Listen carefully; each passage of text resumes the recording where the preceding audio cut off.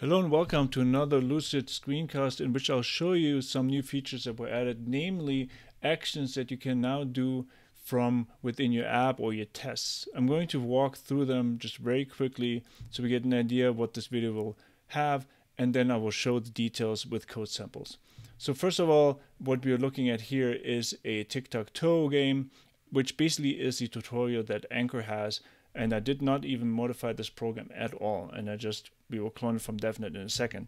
And these keys here, they will be generated every time we refresh the page, so we don't have to deal with the wallet while we're showing this.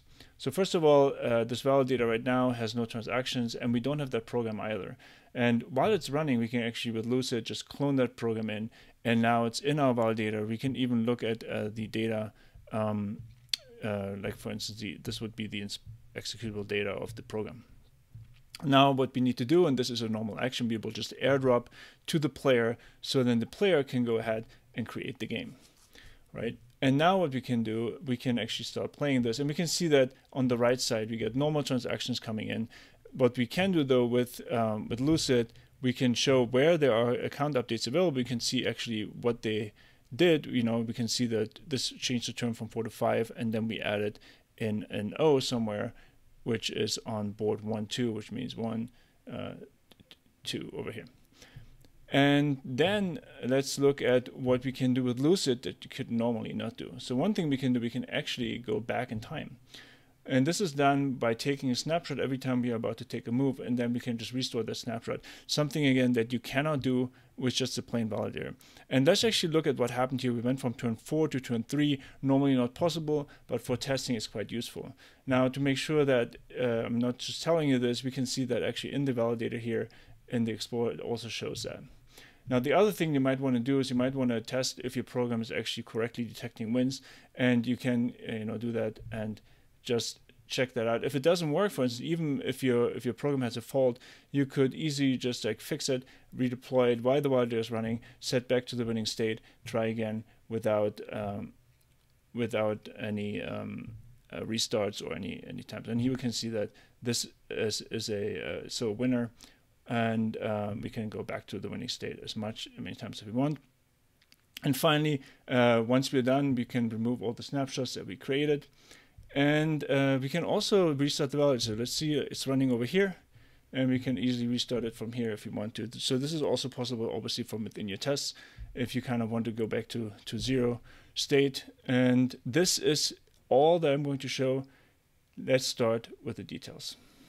Let's look at each of these actions in detail.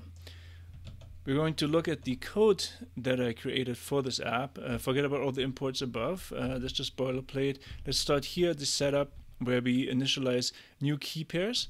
So every time you refresh the page, you get a new game and new players, which kind of makes sense. And also that way we don't have to sign with the wallet. We can demo this much faster. Now, this is important here. We are initializing Luzid SDK here, which we imported from above. And then down here we have the connection. That is the normal Web3 connection that all of you probably already know.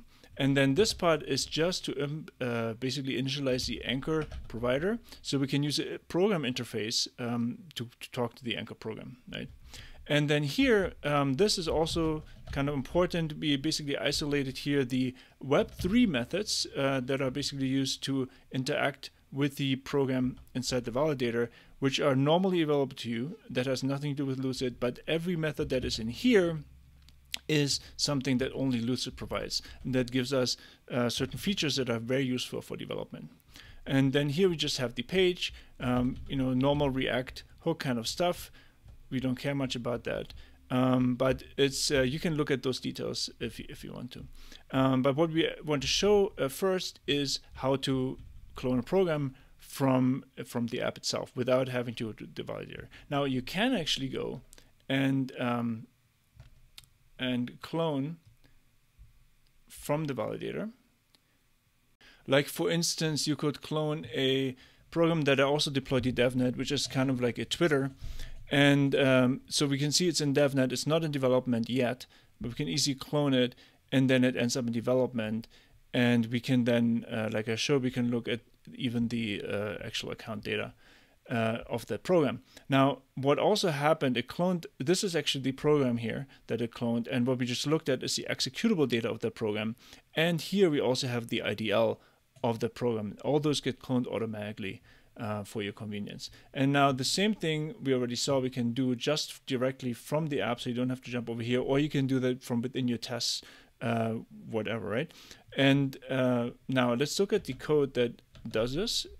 So here we have we just basically call, this is not what we're looking at, we're looking at this one. We're basically going to call game Luzid clone TicTacToe program. And we're going to look at that in detail right now. And all we have to do here is we call the mutator API, right? So Luzid has different namespaces, and if you want to mutate an account, you do one of those. And so in order to clone an account, we just tell it where to clone it from. So in this case, from DevNet. And then we say we want to clone this program, which is basically this address. Now, the next thing we did was to first fund the player and then create the game. So funding the player and creating the game, both of those are actually, so if I look that up here, main player, they basically are Web3 actions. So when you are working with DevNet or with your local validator, you can always just airdrop to the player. Now, first we wanted to look at this actually fund account.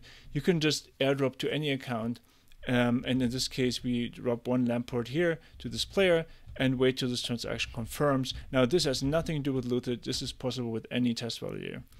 And then we go ahead and create the game. Again, this is nothing special. We just call the anchor methods here to set up the game, pass the correct accounts, and so on. And then after we created the game, we were able to make moves in the game. And let's look at that in a second. So the play method here is actually fairly simple again, because it's just creating a transaction with anchor and sending that to the validator. However, what's more interesting is that right before we call that method here, we go ahead and create a snapshot. So that's what we call Luzid, something again that you cannot do with a normal validator. And how we do that is we just call snapshot to create a snapshot. Again, there's a whole namespace for snapshots, and we got a bunch of methods here that we can do. And what we do, we pass the name of the snapshot, and also pass the description just to have some nice information showing up in the validator. And then we say which accounts we want to include in that snapshot. If we leave those out, then it would actually snapshot all the accounts, which we may not want most times. And then we define a group. So the snapshot group we just is just any string, and that is used to identify, for instance, if we say remove app snapshots, it will remove them all, but only if they match that group. And it is also important when we undo the last action. So let's look at that for a second. So undo. When we undo the last action, we basically restore the last updated snapshot, right? So last updated snapshot, what Luzid will do, it will look at all the snapshots that match a filter. If no filter is provided, it will just look at all the snapshots. But we provide a filter here with that same group, and so it will find the most the most recent snapshot that was created for that group, and it will restore it into the validator. And then it will delete that snapshot because then we don't need it anymore, and that's optional.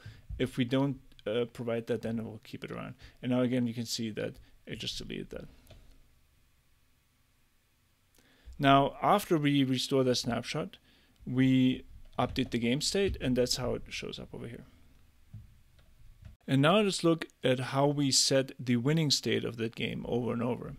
Again, this is something that you cannot do with just a normal validator. This is only something that Luzid provides. Now, first of all, here what we do, we get the current game state, and then we modify it. Like we create a modification that takes that game state and extends it with the winning state, meaning it overwrites the turn, the board, and the state down below to set it back to active. Now, how does it work? Let's look at that in detail. What we do is first we use anchor to encode that game state. And then these two lines here get the size that the game account actually has. Unfortunately, when you encode this with anchor, the data doesn't automatically have the correct size. for some reason that I'm not sure of. However, Luzid helps here again, because we can provide it the size that it's supposed to set the data to before sending it as a modification. So what we do here, we ask Anchor, how large should it actually be? And then we tell Luzid that, and Luzid will then adjust that data before modifying it. Now, all we have to do then is we call modify account. We prepare account modification. We tell it which address it's for. We set the data to this data, and again, we provide the size. And that's all there is to it, to set the winning state. And then finally, let's look at two more methods that we used that, again, only Luzid provides. One was to delete snapshots. We kind of already got into that before, but all we have to do here is tell Luzid, delete all the snapshots that are matching this group, and it will remove all the snapshots we created while we were playing this game, because every move we create a snapshot, as we showed before, so we can undo it. Like right now we set the winning state, right, and we just undid this entire action. But we can also just move all these snapshots, and there were 2 left, and now we shouldn't be able to go back anymore. And then finally, the restart validator is another method that Luzid provides. Again, very simple. We just basically call validator restart in this case. We can also do others. We can just stop it, for instance, or we can also start it if we wanted to. In this case, we restarted it, and in order to make sure that it actually correctly restarted, we sent back the version. I hope you enjoyed this. I hope you get to use Luzid. Make sure to go to luzid.app. That's where all the stuff about Luzid is published. And the SDK is free and available to you. And the program that I just showed, this little example app, I will also host there on Luzid, so you can load this up and just give it a try once you install Luzid. It will be linked in the Luzid app homepage. See you next time.